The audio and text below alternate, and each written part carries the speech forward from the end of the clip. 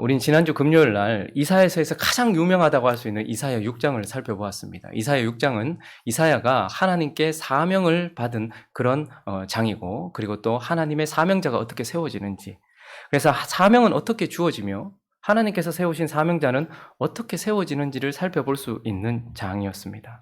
그러나 이 이사야서가 이사야 6장이 이사야의 사명, 그러니까 하나님께서 세우신 사람들이 어떻게 사명을 받고 어떻게 세워지는가만 보여주는 것이 아니라, 사실 더 자세히 살펴보면 이 이사야서 6장에서 이사야가 부름받는 이 장면은 아주 중요한 장면입니다. 왜냐하면 부패하고 완악한 그 백성들에게 소망의 빛이 비춰지기 시작하는 장이기 때문이기도 합니다. 우리는 이사야서 6장에서 이사야가 부름받는 장면만, 그 밝은 빛만 바라볼 것이 아니라 그 빛이 이 부패하고 완악한 하나님의 백성들에게도 소망으로 비치고 있다는 것을 살펴볼 필요가 있는 것입니다.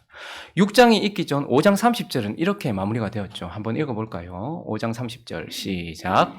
그날에 그들이 바다 물결 소리같이 백성을 향하여 부르짖으리니 사람이 그 땅을 바라보면 흑암과 고난이 있고 빛은 구름에 가려서 어두우리라.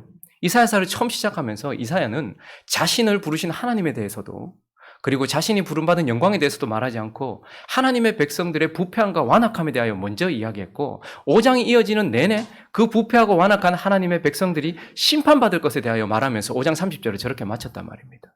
그러니까 어둠 가운데서 부패하고 완악한 하나님의 백성들이 심판받을 일만 말했단 말이죠. 그런데 6장이 펼쳐지면서 이사야가 하나님께 본격적으로 부름을 받는 장면이 시작된 그 장면에는 이런 어둠과 흑암과 고난 가운데 심판만 앞두고 있는 하나님의 백성들에게 소망이 비치기 시작했어요. 왜요? 6장 5절부터 7절을 한번 다시 한번 읽어볼까요? 6장 5절부터 7절까지만 먼저 읽어보겠습니다. 시작. 그때에 내가 말하되 화로다 나여 망하게 되었도다. 나는 입술이 부정한 사람이요 나는 입술이 부정한 백성 중에 거주하면서 만군의 여호와이신 왕을 배웠음이로다 하였더라. 그때에 그 스랍 중에 하나가 부젓가락으로 제단에서 집은 바 핀 숯을 손에 가지고 내게로 날아와서 그것을 내 입술에 대며 이르되 보라 이것이 내 입에 닿았으니 내 악이 제하여졌고 내 죄가 사하여졌느니라. 이사야가 나는 입술이 부정한 사람입니다. 그리고 나는 입술이 부정한 사람들 중에 거하고 있습니다. 나는 하나님을 배웠기 때문에 망할 것입니다. 이렇게 말하였죠. 그래서 자신의 부패함을 봤어요. 그런데 아까 전에 봤던 7절은 뭐라고 말하고 있습니까? 스랍 중에 하나가 와서 부젓가락으로 제단에 있는 핀 숯을 가지고 그에게 와서 그가 고백했던 그 부분에 대하여서 어떻게 합니까? 네 악이 제하여졌고 네 죄가 사하여졌느니라. 이사야라는 한 사람이 세워지는 장면이기도 하지만 이것은 그와 똑같은 부패함을 가지고 있는 이스라엘 백성들에게도 소망이 되기도 하는 거예요. 왜냐하면 나를 이렇게 깨끗하게 하시고 나의 죄를 사하셨다면 그와 똑같은 죄를 가지고 있는 이 백성들 중에도 하나님이 회개의 은혜를 허락하시고 이들을 용서하실 것이라는 그 소망의 빛이 자기를 부르시는 그 장면 속에서 비쳤다, 이 말인 것이죠. 그렇게 하고 난 이후에 8절은 또 뭐라고 말합니까? 8절 읽어봅니다. 시작. 내가 또 주의 목소리를 들으니 주께서 이르시되 내가 누구를 보내며 누가 우리를 위하여 갈꼬 하시니 그때에 내가 이르되 내가 여기 있나이다 나를 보내소서. 입술이 부정한 백성 중에서 함께 부패하였지만 하나님이 제단의 핀 숯을 가지고 그를 정결하게 하셨다면 그의 백성들도 정결하게 하실 것이라는 소망의 빛이 자기를 부르시는 그 순간 비쳤을 뿐만 아니라 또 하나 무엇을 보게 됩니까? 하나님이 누군가를 지금 보내신다는 것. 누가 나를 위하여 갈꼬라고 말하시면서 아직까지는 소망이 있다. 하나님이 완전히 아무 말 하지 않고 완전히 다 부서뜨리는 것이 아니라 지금도 누군가를 보내려고 하시는 것 보니까 아직까지는 소망이 있다. 그래서 나를 보내소서라고 말하는 그 순간 그의 사명이 시작된과 동시에 어떻게 해요? 하나님의 백성을 향한 소망이 또다시 비춰지기 시작했고 본격적으로 진짜로 하나님께서 이 말씀 6장 13절 읽어봅니다. 여기서 소망을 찾게 되죠. 시작.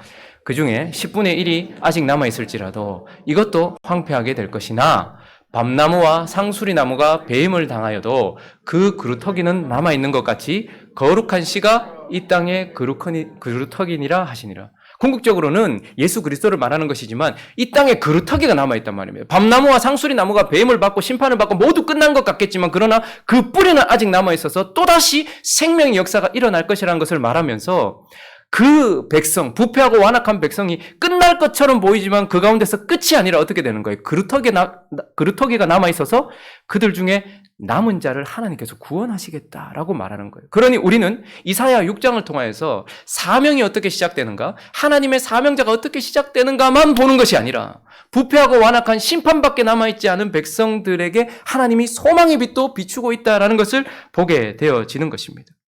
그래서 그 소망의 빛 가운데 이제 넘어가는 7장은 남은 자가 있다라는 그 소망 속에서 남은 자는 그러면 어떻게 해서 구원받는가? 이 부패하고 완악한 백성 가운데 남은 자가 있다는 그 소망 속에서 그 남은 자들을 하나님께서 어떻게 구원하시는가? 그것을 7장 속에서는 그들의 삶의 현장, 그 한복판에서 가르쳐 주려고 하고 계시는 것입니다. 그래서 이제 이사야서 7장은 남아있는 하나님의 백성, 심판을 거치겠지만 그러나 구원받을, 회복받을 남아있는 자들이 어떻게 구원받을지를 가르쳐 주시되 그들의 삶의 현장 속에서 가르쳐 주세요. 그래서 7장 1절은 역사적 사실을 우리에게 먼저 들려주고 있습니다. 7장 1절을 읽어보겠습니다. 시작. 우시아의 손자요 요담의 아들인 유다의 아하스 왕 때에 아람의 르신 왕과 르말리아의 아들 이스라엘의 베가 왕이 올라와서 예루살렘을 쳤으나 능히 이기지 못한. 6장은 우시아 왕이 죽던 때입니다. 7장은 우시아 왕의 아들 요담의 아들, 그러니까 우시아의 손자죠. 아하스가 왕으로 있을 때 있었던 일입니다. 이때 상황이 어떠냐면 이 당시에 이제 전 세계는 아수르라는 아주 강력한 나라가 밀고 나가기 시작했어요. 그래서 계속해서 정복하고 하다가 이제 남쪽으로 내려오는 거예요. 그러니까 유다나 이스라엘이 있는 나라 쪽으로 계속해서 내려오면서 아수르가 전 세계를 장악하고 있던 때였습니다. 그런데 그 가운데서 아수르라는 그 세력을 맞서는 사람들이 있었는데 특별히 아람이라는 나라, 시리아라는 나라가 있었고 그 나라가 동맹을 맺기 시작하는 거예요. 주변의 나라들과 동맹을 맺는데 그 가운데서도 어느 정도 힘이 있었던 북이스라엘과 동맹을 맺었던 것입니다. 그래서 아람의 르신왕, 시리아의 르신왕과 그리고 이스라엘의 베가라는 왕, 르말리아의 아들 베가라는 왕이 동맹을 맺었어요. 그러면서 우리가 아수르를 대적하자라고 지금 전쟁을 임박한 상황 속에 두고 있었던 때입니다. 그러니까 이 아람이라는 나라와 그리고 북이스라엘이 동맹을 맺고서 주변에 다른 나라들의 힘을 빌리고자 유다에게도 뭘 요청했을까요? 동맹을 맺자 이렇게 요청을 했어요. 그런데 유다의 이 아하스 왕이 어떻게 했을까요? 거절을 한 겁니다. 우리는 동맹하지 않겠다. 그러니까 어떻게 된 겁니까? 아람과 북이스라엘이 연합하여서 유다를 침공했어요. 그러나 성공하지는 못했습니다. 또다시 어떻게 되는 겁니까? 재차, 2차 침공을 앞두고 있는 상황인 것입니다. 그러니까 그들의 삶의 현장 속에서 그들이 지금 지나가고 있는 삶의 한복판 속에서 이제 이런 역사적 상황 속에서 하나님의 남은 자들을 하나님께서 어떻게 구원해내시고 어떻게 회복해내시는지 메시지를 몇 가지 살펴보려고 합니다. 그 첫 번째는요, 하나님을 믿는 믿음으로 남은 자들은 구원을 받는다라고 말하고 있습니다. 자, 2절 말씀 한번 다시 읽어보겠습니다. 시작. 어떤 사람이 다윗의 집에 알려 이르되 아람이 에브라임과 동맹하였다 하였으므로 왕의 마음과 그의 백성의 마음이 숲이 바람에 흔들림 같이 흔들렸더라. 1차 침공을 이미 받았거든요. 그런데 이들이 멈추지 않고 어떻게 하는 거예요? 에브라임은 북이스라엘을 말하는 거예요. 아람은 시리아를 말하는 것이죠. 또다시 동맹하여서 더 큰 전쟁을 일으키려고 준비하고 있고 그들이 동맹하여 지금 전쟁하려고 내려오고 있다. 그런데 이 말을 들었을 때에 이 사실보다 더 무서운 것은 그 사실이 그들을 떨게 만들었다는 거예요. 숲이 바람에 흔들린 같이 이들이 막 떨었다는 거예요. 두려워서 어떻게 하지? 멸망당할 것 같다라는 두려움에 떨었다라고 말하고 있는 것입니다. 근데 그 두려움 속에서 아하스 왕이 뭘 하고 있었는지가 3절에 드러나고 있는데 3절 읽어보겠습니다. 시작. 그때에 여호와께서 이사야에게 이르시되 너와 내 아들 스알야숲은 윗못 수도 끝 세탁자의 밭 큰 길에 나가서 아하스를 만나. 자, 아하스가 지금 어디에 있습니까? 윗못 수도 끝 세탁자의 밭 큰 길, 거기에 딱 가 있어요.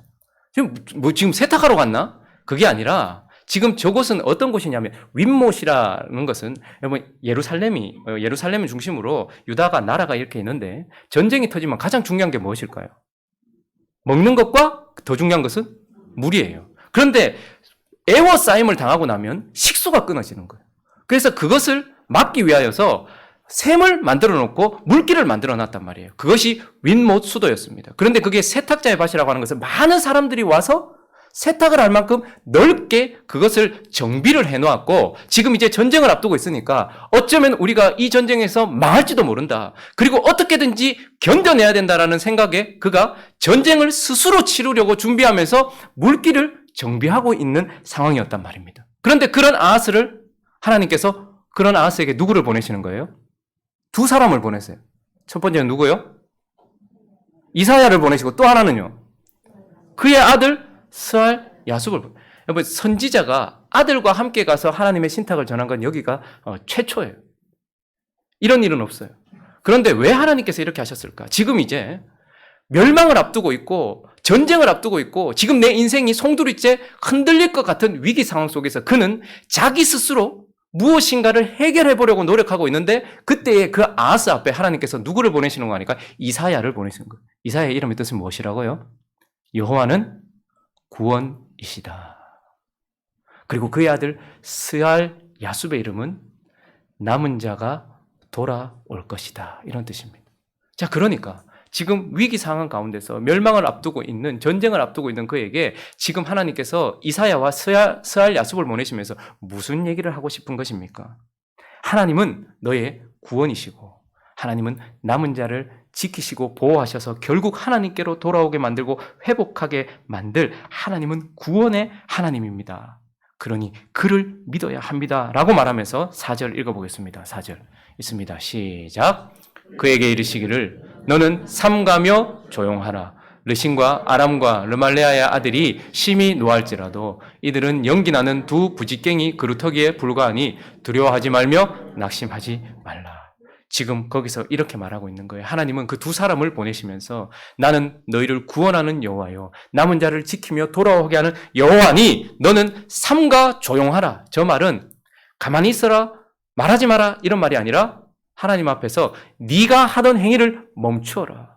네가 구원을 얻으려고 했던 모든 순간들, 너의 모든 행동들, 너의 모든 노력들을 멈추어라 라고 하나님께서 말씀하고 있는 것입니다. 동시에 삼가며 조용하라는 것은 너의 행위에 근거한 모든 행위를 멈추고 구원이시요 남은 자를 돌아오게 하실 하나님을 향하여 믿음으로 나아가라 라는 말입니다. 그래서 9절 후반절은 이렇게 말하고 있는데요. 셋째 줄 같이 읽어봅니다. 시작. 만일 너희가 굳게 믿지 아니하면 너희는 굳게 서지 못하리라 하시니라. 하나님께서 무슨 말씀을 하시는 것입니까? 윗못, 세탁자의 그 물을 전쟁을 준비하고 있는 자기의 행위를 근거로 해서 무엇인가 구원을 얻어보려고 하는 살 길을 찾고 있는 그들에게 너를 근거로 한 너의 행위가 아니라 나를 근거로 한 나를 향한 믿음으로 서라. 굳게 믿지 아니하면 굳게 서지 못할 것이다 라고 말씀하시면서 남은 자들은 어떻게 구원받는다라고 그들의 삶의 현장 속에서 말씀하고 계십니까? 하나님을 믿는 믿음으로 구원받는다라고 말씀하고 계시는 것입니다. 그리고 두 번째는 하나님께서 또 무엇을 말씀하고 계십니까? 두 번째는 바로 약속의 말씀을 믿는 믿음. 하나님을 믿는 믿음이에요. 그런데 그 하나님이 좀 더 구체적으로 이제 약속의 말씀을 허락하고 계시는 것을 보게 되는데 우리 5절 말씀 먼저 한번 읽어볼까요? 5절 말씀 읽습니다. 시작. 아람과 에브라임과 르말리아의 아들이 악한 꾀로 너를 대적하여 이르기를. 자, 지금 이제 두 부지깽이와 같은 그러나 그에게는 너무 두려운 존재, 나의 삶을 완전히 무너뜨릴 것 같은 그 두 존재, 아람 왕과 에브라임, 북이스라엘 왕이 악한 꾀를 가지고 있대요. 그들이 지금 무슨 계획을 가지고 있는데 그들의 계획이 무엇인가 하니까 6절 읽어봅니다. 시작. 우리가 올라가 유다를 쳐서 그것을 쓰러뜨리고 우리를 위하여 그것을 무너뜨리고 다보엘의 아들을 그 중에 세워 왕으로 삼자.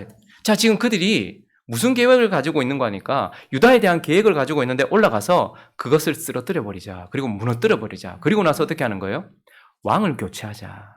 머리를 교체하자. 그래서 다보엘의 아들은 누군지 저기밖에 나오지 않기 때문에 누군지 확실히 알 수 없지만 그러나 어쨌든 꼭두각시 왕이겠죠. 자기들이 좌지우지할 수 있는 왕을 거기에 세워놓고 왕삼자라는 계획을 가지고 있었던 것입니다. 자, 그런데 하나님도 그와 같은 계획을 가지고 있다고 말씀하고 있습니다. 7절 말씀 읽어봅니다. 시작. 주 여호와의 말씀이 그 일은 서지 못하며 이루어지지 못하리라. 여러분, 그들도 계획을 가지고 있었지만 하나님도 계획을 가지고 계시고 그 계획을 말씀을 통해 특별히 약속의 말씀의 형태로 지금 우리에게 가르쳐주고 있는데 8절 읽어봅니다. 8절 시작. 대저 아람의 머리는 다메섹이요 다메섹의 머리는 르신이며 65년 내에 에브라임이 패망하여 다시는 나라를 이루지 못할 것이며 8절도요. 에브라임의 머리는 사마리아요 사마리아의 머리는 르말리아의 아들이니라. 만일 너희가 굳게 믿지 아니하면 너희는 굳게 서지 못하리라. 자, 하나님도 계획을 가지고 계시다고 말해요. 그러면서 하나님의 계획이 무엇인가 하니까 자, 이렇게 표현하네요. 그냥 아람의 왕 혹은 르신 이렇게 표현하지 않고 아람의 머리는 뭐래요? 다메섹. 자, 아람이라는 나라의 중추적인 역할을 감당하고 있는 수도는 그러면 어디라는 거예요? 다메섹이라는 거예요. 아람이라는 나라의 수도는 다메섹이에요. 자, 그 수도의 중심에는 누가 있는 거예요? 르신이라는 왕이 있는 거예요. 하나님께서 이렇게 표현하시는 거예요. 그 나라를 표현할 때에 아람의 수도는 다메섹이고 다메섹의 중심에는 그 중심의 힘은 르신에게 있다. 르신 왕에게 있다. 이렇게 표현하고 있습니다. 자, 그리고 에브라임의 9절에는 에브라임의 수도는 어디입니까? 사마리아예요. 그리고 사마리아의 사마리아의 중심에 있는 것은 누굽니까?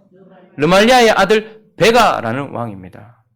그러면서 하나님께서 이렇게 표현하시면서 첫 번째 하나님의 계획은 무엇이냐면 아람이라는 나라의 수도 다메섹에서 힘을 쓰고 있는 르신과 에브라임이라는 나라의 사마리아라는 수도에서 힘을 쓰고 있는 베가가 8절에 뭐라고요? 65년 내에 어떻게 될 거라고요? 망하게 될 것이다. 두 나라를 하나님께서 완전히 역사 속에서 지워버릴 것이라는 계획을 가지고 계신다라고 말씀하고 있는 것입니다. 실제로 732년에 시리아, 아람은 완전히 역사 속에서 지워졌습니다. 그리고 좀 더 버텼지만 북이스라엘은 722년에 나라가 망하였고 시간이 지나 다른 왕조가 일어났을 때에 그들을 전 세계로 흩어버려서 아예 사마리아 그리고 북이스라엘은 흔적조차 남아있지 않은 나라가 되어버린 것입니다. 자, 그러니까 하나님은 또 뭐라고 말씀하시는 거예요? 그분의 계획이 있는데 그분의 계획을 약속의 말씀의 형식으로 나는 65년 내에 그 두 부직갱이를 어떻게 해요? 완전히 역사 속에서 지울 것이라는 계획. 그리고 또 하나의 계획이 무엇일까요? 하나님께서 이렇게 표현하신 이유가 있어요. 아람의 머리는 다메섹의 머리는 르신 이렇게 표현한 것이 있어요. 그걸 통해서 비유적으로 하나님께서 뭘 말씀하고 계시고 뭘 말씀하고 싶으실 걸까요? 유다라는 나라의 머리는 어디겠습니까? 예루살렘. 유다라는 나라의 머리는 예루살렘. 자, 그래서 하나님은 유다의 머리는 예루살렘이요. 예루살렘의 머리는 누구일까요? 많은 사람들이 기다리고 있었던 다윗 그리고 그의 왕조를 이어갈 다윗 왕의 후손. 결국은 하나님은 어떤 계획을 가지고 계십니까? 아브라함과 다윗의 자손, 그의 아들 예수 그리스도를 그들의 머리로 세울 계획을 가지고 계신다라고 약속의 말씀의 형식으로 그것을 그들에게 주고 계시는 것입니다. 그러니까 우리는 어떻게 구원을 얻는 것입니까? 남은 자들은 하나님을 믿는 믿음으로 구원받고 그 하나님이 우리에게 약속의 말씀을 주시고 그 약속의 말씀을 믿는 믿음으로 구원을 받는다라는 것입니다. 그래서 우리는 하나님을 믿습니다라고 하면서 뭘 들고 다니는 거예요? 약속의 말씀을 가슴에만 끼고 다니는 것이 아니라 우리 가슴에 묻고 있는 것입니다. 그리스도의 모든 약속, 한 말씀만 붙들고 있는 것이 아니라 66권에 있는 모든 말씀을 우리가 믿는 믿음으로 구원을 받는다라고 말씀하고 있는 것입니다. 자, 그리고 이제 남은 자들은 어떻게 구원을 받는 것입니까? 하나님을 믿는 믿음과 그 하나님이 주신 약속의 말씀을 믿는 믿음, 그리고 마지막으로는 그 아들을 믿는 믿음으로 우리는 구원을 받는다라고 말씀하고 있습니다. 자, 10절, 11절, 12절을 한번 읽어주십시오. 시작. 너는 내 하나님 여호와께 한 징조를 구하되 아하스가 이르되 나는 구하지 아니하겠나이다. 나는 여호와를 시험하지 아니하겠나이다 한지라. 그럼 지금 하나님께서 나를 믿어라. 이사야와 스알 야숲을 보내면서 나를 믿어라 라고 말씀하셨고 그들에 대한 65년 내에 이루어질 하나님의 말씀, 약속의 말씀을 믿으라라고 말씀하시면서 그것을 믿도록 해주기 위해서 뭘 구하라고 말합니까? 징조를 구해라 이렇게 얘기합니다. 여러분, 우리가 믿음이 연약할 때에 하나님께서는 그것을 믿을 수 있도록 우리에게 징조를 주세요. 그래서 우리도 가끔씩 그러면 안 되지만 하나님 진짜 이거 하실 거면 오늘 저한테 이런 일이 일어나게 해주세요. 그러면 우리가 그런 일이 일어나면 믿고 그걸 징조로 생각하면서 그 일을 하는 거죠. 그러니까 하나님이 이번에는 친히 먼저 뭐라고 말하는 거 아니까? 네가 징조를 구해라. 아무거라도 구해라. 특히 더 어려운 걸 구해라. 깊은 데에서든지 높은 데에서든지 무엇이든지 구해봐라. 이렇게 말했는데 지금 아하스가 뭐라고 말합니까? 나는 구하지 않겠습니다. 나는 여호와를 시험하지 아니하겠나이다. 이게 경건하게 들리죠. 근데 아하스가 지금 이게 하나님을 향한 믿음이나 경건 때문에 이렇게 말하는 것이 아니라 불신앙 때문에 저렇게 말하고 있습니다. 열왕기하 16장을 한번 가보실까요? 열왕기하 16장 5절부터 8절까지 읽어보겠는데 지금 이사야가 예언하고 있던 이 상황이 열왕기라는 역사 속에서 지금 있었던 그 일을 고스란히 보여주는 부분입니다. 자, 한번 읽어보겠습니다. 시작. 이때에 아람의 왕 르신과 이스라엘의 왕 르말레아의 아들 베가가 예루살렘에 올라와서 싸우려 하여 아하스를 에워쌌으나 능히 이기지 못하니라. 당시에 아람의 왕 르신이 엘랏을 회복하여 아람에 돌리고 유다 사람을 엘랏에서 쫓아내었고 아람 사람이 엘랏을 이르러 거기에 거주하여 오늘까지 이르렀더라. 아하스가 아수르 왕 디글랏빌레셀에게 사자를 보내 이르되 나는 왕의 신복이요 왕의 아들이라. 이제 아람 왕과 이스라엘 왕이 나를 치니 청하건대 올라와 그 손에서 나를 구원하소서 하고 아하스가 여호와의 성전과 왕궁 곳간에 있는 은금을 내어다가 아수르 왕에게 예물로 7절 다시 앞으로 돌려보면 자, 왜 아하스가 지금 징조를 구하라고 하는데 나는 여호와를 시험하지 않겠습니다라고 징조를 구하지 않았습니까? 그의 마음이 누구에게 있었기 때문입니까? 이 징조로서 믿음을 주실 하나님께 있었던 것이 아니고 그는 거부하면서 오히려 아하스가 아수르 왕 디글랏빌레셀에게 마음을 가지고 있었기 때문입니다. 그래서 그가 하나님께 고백해야 될 그 고백을 지금 디글랏빌레셀에게 고백하면서 나는 아수르 왕의 신복이요 여호와의 신복이요라고 말해야 될 그가 나는 아수르 왕의 신복이요 왕의 아들입니다. 그러니까 아람과 이스라엘 왕으로부터 나를 건져주세요라고 말하면서 8절에는요 저런 짓을 하고 있어요. 하나님의 것을 가지고서 아수르 왕에게 예물을 보내고 있는 미친 짓을 하고 있는 것입니다. 자, 그랬더니 하나님이 어떻게 하십니까? 일방적으로 징조를 주십니다. 14절 아주 유명한 절이죠. 14절 다시 본문으로 돌아와서 읽습니다. 시작. 그러므로 주께서 친히 징조를 너에게 주실 것이라. 보라 처녀가 잉태하여 아들을 낳을 것이요 그의 이름을 임마누엘이라 하리라. 하나님께서 친히 그들이 하나님과 하나님의 약속의 말씀을 믿을 수 있도록 징조를 주시는데 그 징조가 뭡니까? 아주 저 유명한 처녀가 잉태하여 아들을 낳고 그 이름이 임마누엘, 그 존재 자체가 임마누엘, 하나님이 우리와 함께 하신다라는 임마누엘이 될 것이라는 징조를 주셨어요. 자, 그런데 이 구절에 있어서 아주 많은 난해점이 있습니다. 도대체 저 징조에 나오는 그 처녀가 잉태한 그 아들이 도대체 누구로 봐야 되는가? 도대체 어떤 것인가에 대한 어려운 난점이 있습니다.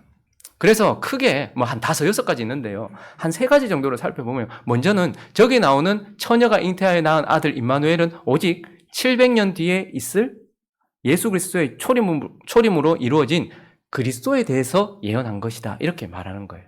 일반적으로 복음주의자들이 이렇게 받아들이고 있죠.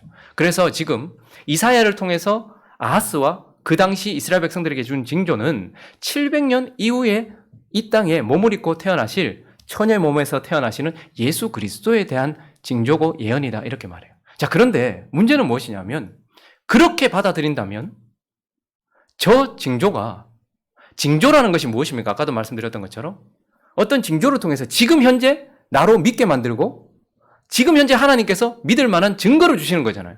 근데 700년 뒤에 올 예수 그리스도에 대한 예언이라고 한다면 지금 이 시대를 살아가고 있고 지금 눈앞에 전쟁을 앞두고 있는 그래서 그들을 향해서 믿음을 요구하고 있는 그들에게 아무런 이유가 없는 700년 뒤에 일어날 일 그것을 우리에게 줬다. 이거는 우리에게 아무런 문제가 되지 않는 거예요. 지금 이 시대를 살아가고 지금 이 순간을 살아가는 내게는 그 징조가 징조되지 못하는 것이죠. 더군다나 700년 뒤에 일어난 일, 아직 일어나지도 않았는데 믿지 못했다고 해서 아하스를 책망하거나 믿지 못한 이스라엘 백성들을 책망할 근거도 이 징조를 통해서는 없는 것이죠. 그리고 또 하나, 그래서 이런 난점을 해결하기 위해서 저 구절은 처녀라는 저 알마라는 단어는 오직 성관계를 가지지 아니하였던 결혼을 하지 않은 처녀, 진짜 그 단어를 말하는 것이거든요. 근데 그건 처녀가 아니고 젊은 여자다라고 해석을 해야 된다라는 거예요. 그래서 저 구절을 700년 뒤에 지금 우리한테 지금 징조 준다 해놓고 700년 뒤에 일어날 일, 지금 현재 우리한테 아무 의미 없는 그런 징조를 주었을 리가 없고 그러면 믿음을 요구할 이유도 없지 않냐. 그러니까 그 처녀라는 것은 정말로 성관계를 가지 아니한 여자가 아니라 젊은 여자를 말하는 것이다. 그렇게 말하면서 그런 젊은 여자가 임신을 하게 될 것이고 그가 아들을 낳을 것이고 그가 임마누엘이다. 이렇게 말한다. 이렇게 이제 해석을 하는 거예요. 그러면 앞에 있었던 난점은 해결되지만 문제는 무엇입니까? 그러나 이건 징조 자체가 아닌 거예요. 징조가 무엇입니까? 어려운 일을 구하는 거잖아요. 있을 수 없는 일을 징조로 구해야 되잖아요. 젊은 여자가 남자와 성관계를 가져서 아기를 가지는 것은 너무나도 지극히 당연한 일인데 하나님이 징조로 그런 일반적인 일을 하겠냐는 거죠. 일반적이지도 않을 뿐만 아니라 더 큰 난점은 마태복음을 시작하면서 이 이사야서 이 구절을 인용하고 있잖아요. 그러니까 신약 성경과도 부딪히는 거예요. 그래서 그 절충안 중에 하나를 저는 이렇게 생각을 합니다.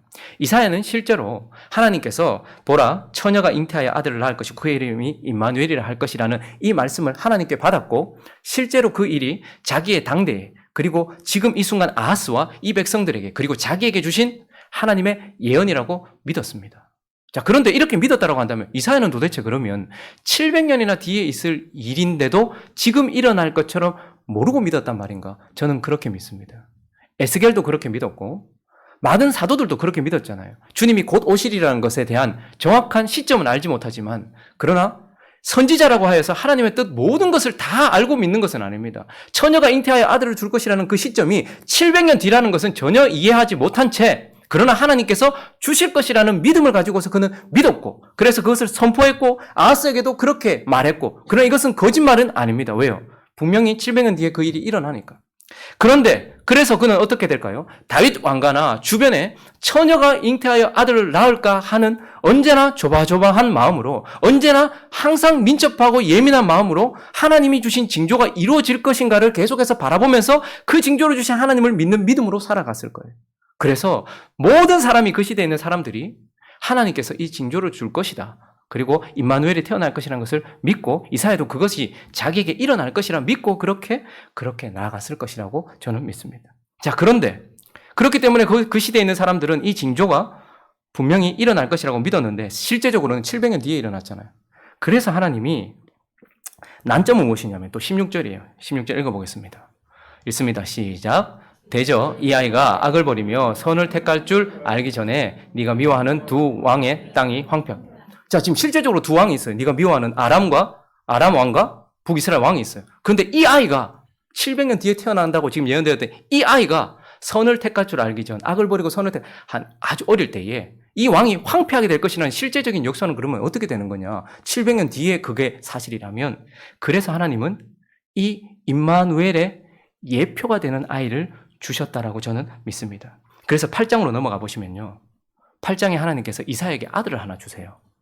읽어봅니다. 8장 3절 4절 있습니다. 시작. 내가 내 아내를 가까이 하매 그가 임신하여 아들을 낳은지라 여호와께서 내게 이르시되 그의 이름을 마헬 살랄 하스바스라 하라.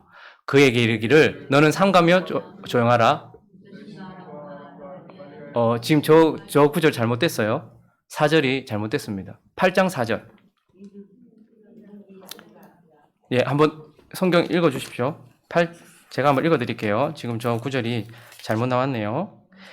자, 3절부터 우리가 내가 내 아내를 가까이 하매 그가 임신하여 아들을 낳은지라 여호와께서 내게 이르시되 그의 이름을 마할살랄 하스바스라 하라. 이는 이 아이가 내 아빠 내 엄마라 부를 줄 알기 전에 다메섹의 제물과 사마리아의 노략물이 아수르 왕 앞에 옮겨질 것임이라 하시니라. 자, 지금 앞에 임마누엘에 대한 예언과 8장에 나오는 마헬 살랄 하스바스라는 예언이 겹치고 있다는 것을 보여주십니까? 그 임마누엘이 선과 악을 분별하기 전에 두 왕이 황폐하게 될 것이라 말하고 하나님께서 이사야에게 아들을 하나 주셨어요. 마헬 살랄 하스바스라는 아들을 주었고 이 아들이 어떻게 해요? 엄마 아빠 하기 전에 이 두 왕이 어떻게 된다는 거예요? 노략당하고 황폐하게 될 것이라고 말하는 거예요. 그러니까 이 구절 어떻게 해석하면 좋을까? 하나님께서는 이 이사야와 아하스와 이스라엘 백성들 전체에 하나님께서 임마누엘을 허락할 것이라는 예언을 주셨어요. 그리고 이 일은 실제로 700년 뒤에 이루어집니다. 그런데 이 예언을 이 아들 예수 그리스도를 예표하는 아들을 하나 주었단 말입니다. 그게 바로 이사야의 아들이었고, 그래서 16절에 나오는 이 아이는 바로 그의 아들, 이 임마누엘을 예표해주는 아들이 어떻게 해요? 엄마, 아빠 하기 전에 두 왕이 황폐하게 되는 그런 일이 있을 것이다 라고 말한 것입니다. 자, 그러니까 다시 한번 정리를 해보면 하나님이 하나님과 하나님의 약속의 말씀을 믿도록 징조를 구하라 했는데 그가 구하지 않았을 때에 일방적으로 하나님께서는 임마누엘의 처녀가 잉태하여 아들을 낳는 임마누엘의 징조를 주셨습니다. 그리고 이사야와 아하스와 그 당시의 모든 사람들은 이 징조가 일어나기를 기다리고 있었고, 그리고 실제로 이 징조의 성취가 되시는 예수 그리스도를 예표하는 아들을 이사야를 통하여서 아들을 마헬살랄 하스바스라는 아들을 낳았고, 이 아들을 통하여서 어떻게 해요? 예표를 통하여서 이것을 믿게 하고 바라보게 했다는 것입니다. 이런 말씀들은 구약에도 여러분 이삭이라는 사람이 십자가에서 죽지 않았지만 그 이삭은 누구를 가르칩니까? 십자가에서 죽으실 예수 그리스도의 예표였던 것입니다. 요셉이라는 사람은 애굽의 총리가 되어서 그 당시 가뭄으로부터 죽음으로부터 창고를 열어서 모든 사람들을 다 살립니다. 요셉은 처녀로부터 잉태한 것이 아니지만 요셉은 또 누구의? 예수 그리스도의 예표가 되는 것이죠.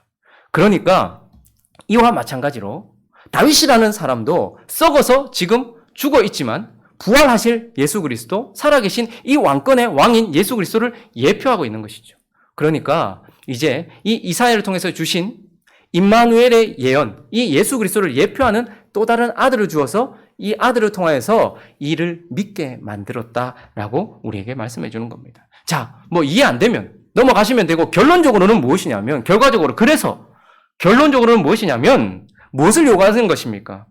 아수르 왕을 의지할 것이냐, 아니면 하나님이 주시겠다고 하는 이 임마누엘, 하나님이 우리와 함께 하고 계시다는 것의 증거요, 하나님이 우리와 함께 하시도록 하는 이 아들을 붙잡을 것인가, 둘 중에 하나 선택하라는 거예요. 이해 가십니까? 지금 그들에게 이것을 요구하고 있는 것입니다. 아하스에게 네가 힘이라고 생각하는 그 강력해 보이는 아수르 왕을 믿고 붙들래? 아니면 아주 연약해 보이지만 처녀로부터 잉태하여 아들을 낳고 그 아들, 그 작은 아들, 그 연약해 보이지만 그러나 그 아들을 믿음으로써 구원을 받을 것이냐, 둘 중에 선택해라 라고 말하고 있는 것입니다. 그러니까 구원은 어떻게 얻는 것입니까? 남은 자들이 이미 이사야서를 통해서도 하나님께서 이미 말씀하시면서 모두 부패하고 완악하여 심판 앞에 서 있지만, 그러나 하나님이 약속하신 하나님의 백성, 남아있는 그루터기가 있고, 그 그루터기는 어떻게 구원을 받는다고요? 하나님을 믿는 믿음과, 하나님이 약속하신 말씀을 믿는 믿음과, 그리고 그 아들 임마누엘, 하나님이 우리와 함께 계심을 보여주고 하나님이 우리와 함께 계시도록 연합할 수 있도록 해주는 그 아들 예수 그리스도, 그 아들을 믿는 믿음으로 구원을 얻는다라고 말씀하고 계시는 것입니다. 말씀을 정리하겠습니다. 여러분, 남은 자가 아직도 있습니다. 많은 사람들이 교회를 보면서 세상이 부패한 건 뭐 그렇다 치자, 세상이 완악한 건 그렇다 치자, 그런데 교회도 다 썩었다. 그리고 하나님이 세상이나 교회나 싸그리로 그냥 도매급으로 다 심판하시고 다 그렇게 하시나 보다, 이제 심판만 남았나 보다, 이렇게 생각될지도 몰라요. 그러나 이사야를 부르시는 그 장면에서 우리는 이사야가 어떻게 세워지는지의 그의 사명만 본 것이 아니고, 이사야를 세우시는 하나님이 이런 백성들 가운데 남은 자가 있다라고 말씀하시는 하나님의 사명, 그것을 감당해야 될 이유, 그러니까 우리에 대한 소망을 발견하게 되는 것입니다. 그래서 우리에게 다시 7장 4절을 한번 읽어볼까요?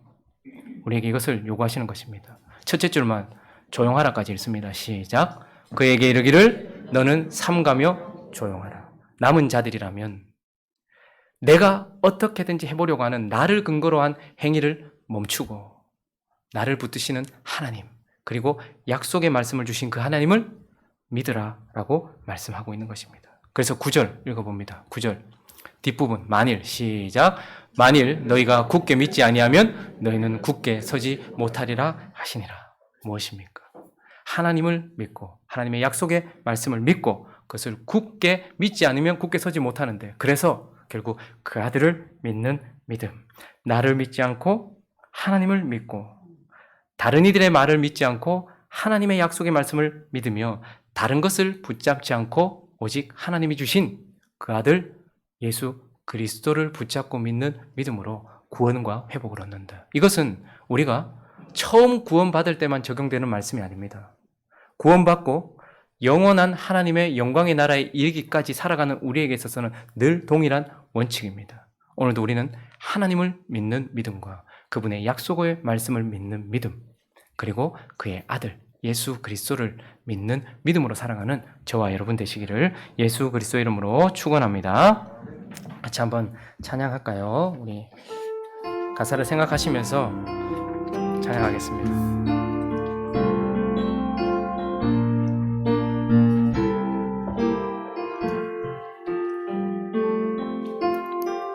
세상 흔들리고 사람들은 변하여도 나는 주를 섬기리. 주님의 사랑은 영원히 변하지 않네. 나는 주를 신뢰해. 오직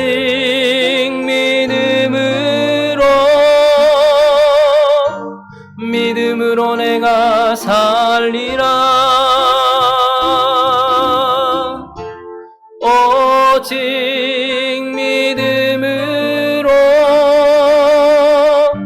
믿음으로 내가 살리라. 오직 의인은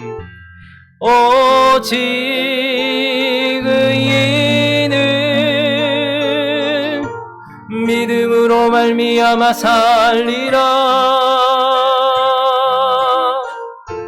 오직 의인은 믿음으로 말미암아 살리라. 믿음 흔들리고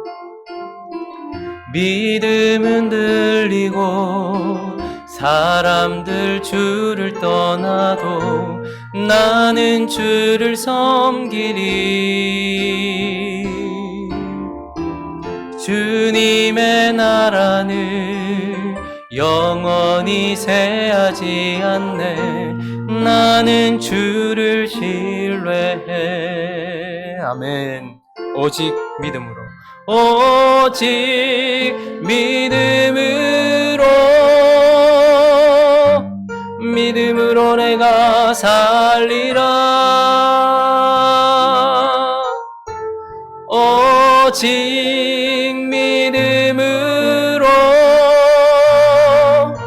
믿음으로 내가 살리라. 오직 의인은 믿음으로 말미암아 살리라. 오직 의인은 믿음으로 말미암아 살리라. 오직 의인은 믿음으로 말미암아 우리 한 번 더 찬양해 볼까요? 세상 흔들리고 사람들은 변하여도, 세상 흔들리고 사람들은 변하여 나는 주를 섬기리. 주님의 사랑은 영원히 변하지 않네. 나는 주를 믿음 흔들리고 사람들은 주를 떠나도, 믿음 흔들리고 사람들 주를 나는 주를 섬기리. 주님의 나라는 영원히 쇠하지 않네. 나는 주를 신뢰해. 오직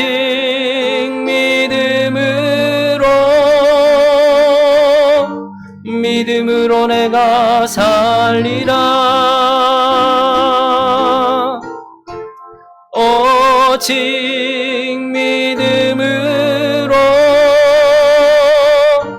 믿음으로 내가 살리라. 오직 의인은 믿음으로 말미암아 살리라. 오직 의인은 믿음으로 말미암아 살리라. 우리 시간 한번 기도할 때 말씀을 생각하면서 한번 기도했으면 좋겠습니다. 하나님은 우리에게 남은 자가 있다고 말합니다. 누가 구원받습니까? 외적인 선택을 받은 자가 아니라 내적인 남은 자들이 구원을 받습니다. 그런데 어떻게 구원을 받는다고 말합니까? 하나님은 구체적인 그들의 상황 속에서 믿음을 요구하고 계십니다. 북이스라엘과 강력했던 아람이 연합하여서 유다를 멸망시키려고 일어났을 그 상황 속에서 하나님을 믿어라. 이사야와 스알 야숲을 보내면서 남은 자를 돌아오게 하실 하나님을 믿어라. 그리고 그의 약속의 말을 믿어라. 그리고 그 아들을 믿어라라고 말씀하십니다. 이 믿음으로 우리가 계속해서 나아갈 수 있도록 기도했으면 좋겠습니다. 지금 우리는 하나님을 믿고 있습니까? 지금 하나님의 약속 붙들고 믿고 있습니까? 그리고 지금도 그 아들 붙들고 있습니까? 이미 우리는 처녀가 잉태하여 아들을 낳았던 것도 보았고 성경대로 그분이 죽었다가 살아난 것도 이제 보았습니다. 그 아들을 계속 믿는 믿음으로 우리는 구원받는다 말합니다. 나의 삶의 현장 속에서 이 믿음을 사용함으로 말미암아 믿음으로 말미암아 사는 우리가 되어질 수 있게 해달라고 각자의 기도 제목들 가지고 함께 기도하며 나갑니다. 기도하겠습니다. 거룩하신 하나님 아버지, 하나님은 우리에게 믿음을 요구하시면서 우리의 삶의 순간순간 현장 속에서 그 순간 속에서 우리에게 믿음을 요구하십니다. 이사야를 부르셨던 우시아 왕이 죽던 해에 그를 부르셨던 그 순간에 우리는 이사야가 부름받은 그 밝은 빛만 본 것이 아니라 이 어두운 백성들, 이 소망 없는 백성들에게 하나님이 여전히 남은 자를 두셨다라는 소망의 빛도 보았습니다. 그들은 이제 어떻게 남은 자들이 구원을 받습니까? 하나님을 믿는 믿음이라고 말합니다. 하나님 지금도 여전히 우리에게 윗못 그 가운데서 그 세탁자의 그 밭 큰 길에서 어떻게 전쟁을 치를지, 내가 무엇을 해야 살아남을지 생각하고 있는 나를 근거한 행위를 하고 있는 우리에게 하나님은 이사야를 보내시고 스알 야숲을 보내시면서 나를 믿으라라고 말씀하고 계십니다. 그리고 하나님, 그들의 악한 꾀가 그들에게 들렸습니다. 유다를 쓰러뜨리고 무너뜨리고 다보엘의 아들을 세워서 유다를 완전히 자기의 꼭두각시로 만들겠다는 그들의 계획이 있었습니다. 그러나 하나님은 더 오래되고 더 영원하며 더 정확한 계획을 가지고 계시고 그 일은 이루지 못할 것이다. 65년 내에 그 두 부직갱이가 완전히 역사에 사라질 것이다 말씀하시면서 그 약속의 말씀을 믿으라고 말합니다. 하나님 아버지, 현실 속에서는 그들이 강해 보이지만 하나님은 분명히 우리의 약속의 말씀을 주셨습니다. 하나님 우리에게 주신 약속의 말씀을 믿는 우리가 되어줄 수 있도록 도와주시옵소서. 그러나 무엇보다도 하나님은 우리에게 보라, 처녀가 잉태하여 아들을 낳을 것이고 그의 이름을 임마누엘이라 하리라. 그는 너희와 하나님이 함께 있다는 것을 보여주며 너희와 하나님이 함께 있도록 해주는 그 아들을 너희에게 주었다. 지금도 하나님 아버지, 하나님의 남은 백성들, 우리는 어떻게 구원받고 어떻게 회복받고 어떻게 살아나가는 것입니까? 그 아들을 믿는 믿음으로 나아갑니다. 그 아들이 지금도 우리를 붙들어 주시고 그 아들이 우리를 위하여 지금도 간구하고 계시며 그 아들이 우리를 위하여 찾으러 오실 것이라는 것을 믿고 나아갑니다. 하나님 아버지, 우리의 삶의 현장 속에서, 우리의 순간순간의 아버지 그런 삶의 현장 속에서 이것을 붙들고 나아갈 수 있도록 도와주시기를 원합니다. 그래서 우리가 하나님을 믿는 믿음으로 살아갈 수 있도록 도와주시옵시고 오직 우리의 믿음을 붙들어 주시옵소서. 사랑하는 하나님 아버지, 이사야가 부름받는 그 밝은 빛 가운데 이사야의 소망 속에서 우리는 패망할 자기 백성을 향한 소망도 가지고 계신 하나님을 보게 됩니다. 이사야의 부르심에만 집중할 것이 아니라 그 부르심을 통하여 보여지는 하나님의 백성들 가운데 남은 자가 있다는 것과 하나님은 그 남은 자들을 살리시고 회복시키실 거라는 그 소망, 그래서 어떻게 살릴지를 이들의 삶의 현장 속에서 가르치십니다.